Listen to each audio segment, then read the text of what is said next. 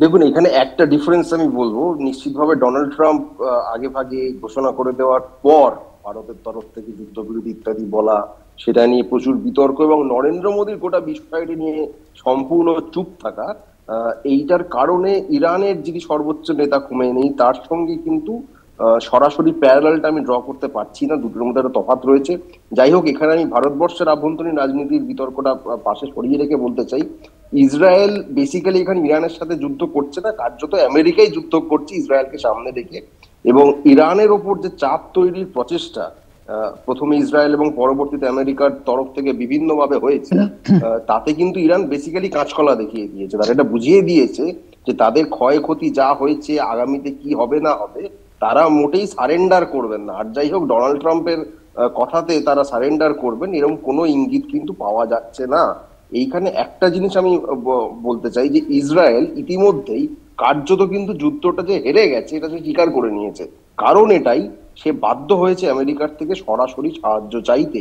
আমেরিকাকে বিভিন্ন air space উপর দিয়ে গিয়ে যে এয়ার স্ট্রাইকটা করতে হয়েছে, এটা কিন্তু এক অর্থে ইসরায়েলের তরফ থেকে অ্যাডমিশন যে আমাদের একার দ্বারা হবে না। এই অভাবনীয় পরিস্থিতি ইসরায়েল রাষ্ট্র হওয়ার পর থেকে আজ অব্দি কোনোদিন ফেস করেনি।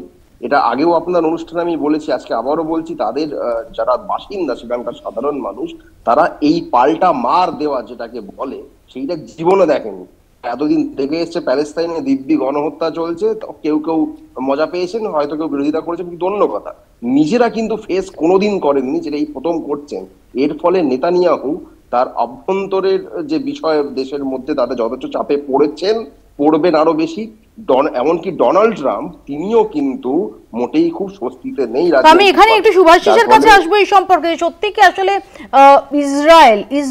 ইসরায়েল যে ব্যাক ফুটে, সে কারণেই আমেরিকাকে আসরে নামতে হলো?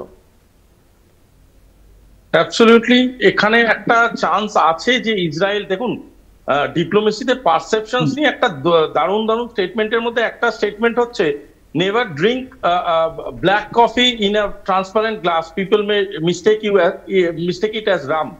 পয়েন্ট হচ্ছে, অনেকেই পারসেপশনটা এমন ভাবে করতে চাইছে ইসরায়েলকে অ্যাজ ইফ এই যুদ্ধে হেরে গেল বা জিতে গেল।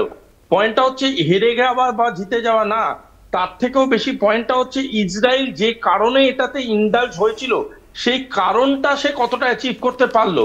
ইভেন আমেরিকা আজকের ডেটে দাঁড়িয়ে সেই কারণটাকে কিন্তু জাস্টিফাই করার জায়গায় নেই।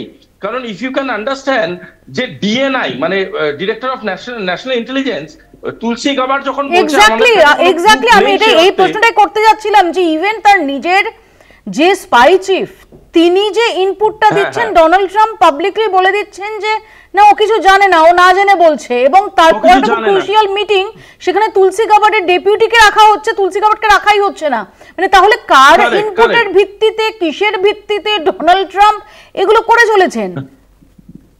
তার মানে মৌমি, একটা কথা আমরা বুঝতে পারছি যে অ্যাকচুয়ালি ইন্টেলিজেন্স ইনপুটের ভিত্তিতে এই কাজটা করেনি। সুতরাং ইন্টেনশন একরকম ছিল, পারসেপশন একরকম তৈরি করা হয়েছে, আর আসল ঘটনাটা কিছু অন্যরকম।